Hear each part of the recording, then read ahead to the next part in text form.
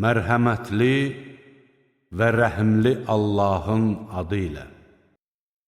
Şübhəsiz ki, möminlərin, yəhudi, nəsrani və sabilərdən Allaha və axirət gününə iman gətirənlərin və yaxşı iş görənlərin mükafatı öz Rəbbi yanındadır. Onlara heç bir qorxu yoxdur və onlar kədərlənməyəcəklər.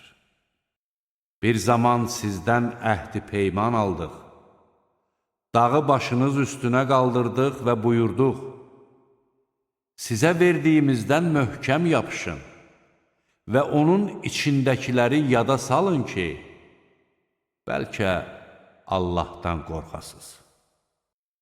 Sonra bunun ardınca siz yenə üz döndərdiniz.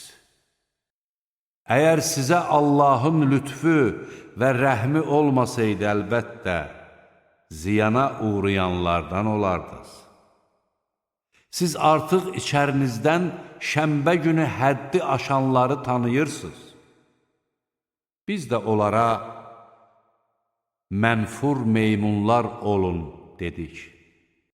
Biz bunu onlarla bir dövrdə olanlar və onlardan sonra gələnlər üçün ibrət, müttəqilər üçün isə öyüd nəsihət etdik.